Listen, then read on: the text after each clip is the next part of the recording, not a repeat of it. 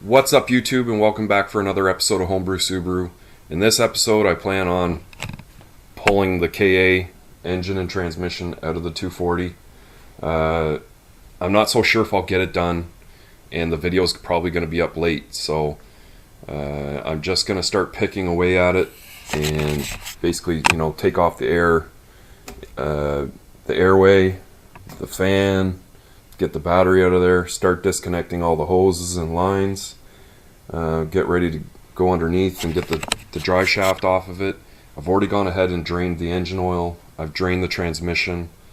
The engine oil does not have very much mileage on it. I never really drove this car very much, and it ran out black, and I did change the oil in it at some point. The transmission oil was just metallic cream coming out of the transmission, so I know it shifts well and it seemed to work good, but is it going to handle twice the power? Probably not. So if I plan on holding on to it as a used transmission to throw back into the car if I needed, I could only probably use it as a temporary unit. I don't think it would last very long, but I'll pull it and hold on to it. I'll clean it up and try and store it somewhere. But really, I just want to get this thing out of here so I can start making a little bit better judgment on getting the RB to fit and whatever kind of hoses and stuff I need to buy, and so I can start planning the intercooler. Because this is a lot of work, and it's going to take me a while, and I'm going to take my time doing it. I want it done properly, and I don't want to Mickey Mouse anything to try and get it by.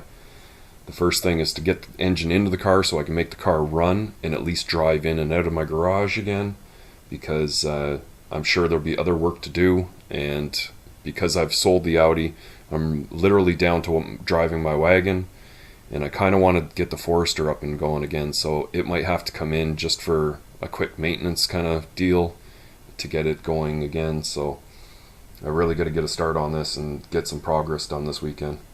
So as you can see, I've gotten a really good start. I've gotten all the airway out of the way and some of the ignition electronics just pushed up on there. Got the battery out. Disconnected the hoses going to the rad and popped the thermostat to start trying to drain whatever I could get out of the block. The cooling system was very low.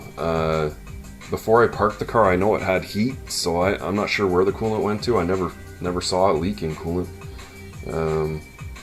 But regardless, the engine's coming out. So throttle cable's off, the brake booster hose is off.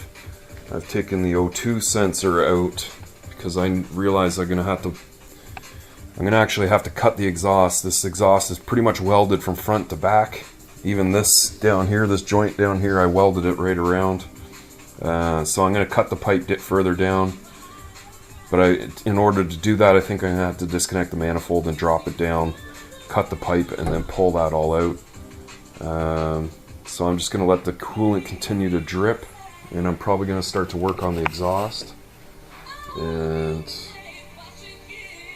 while I'm down there, I might take a look at the drive shaft and see how go about pulling that off. So it's the following day, and I got to be brutally honest, but I'm just tired. I'm exhausted. Even though I didn't work very hard on this yesterday, I just don't have the energy to keep on going on it today. It's no major rush for me, even though I know you guys would, love to see the RB in this thing running, and I keep on kind of pushing it ahead.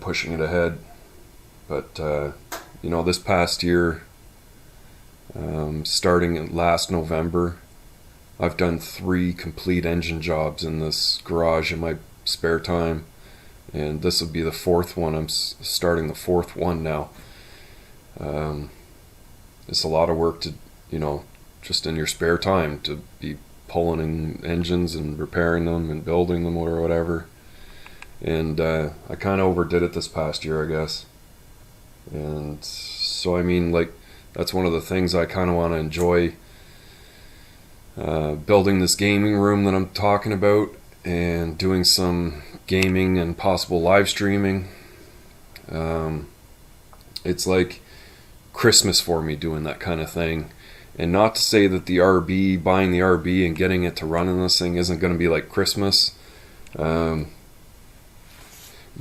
winter's coming. And it's kind of like Christmas, you know. Someone ends up giving you, like, say, a metal detector for Christmas. And the ground's frozen, and it's minus 20 or 30 outside, and it's like, well, you're not going to be using that metal detector for quite a while. So it's kind of like the RB. I'm not going to be able to have a lot of fun with it this year. And I'd rather spend some more of my time building the game room and trying to get that set up. But yeah, I'm certainly not like giving up on working inside the garage and making homebrew videos. That's something that's still going to continue to happen. It's just I got to slow down a little bit and you know, give myself a little bit more of my own spare time. So as of right now, I've got the exhaust peeled off, so I did have to cut the exhaust just underneath the driver's floor and then kind of wiggle out the whole thing out from the front here, and the rest of it's still lying on the back, which I'm just going to let it sit there for now. I've got to jack up the car a little bit higher. I've got to get the back of the car up so I can start working on the drive shaft to get it off, and I want to just take off the rest of the exhaust because I won't be using it. I've got a whole different exhaust to put onto it. A couple more things over on this side, just the starter connections and whatnot.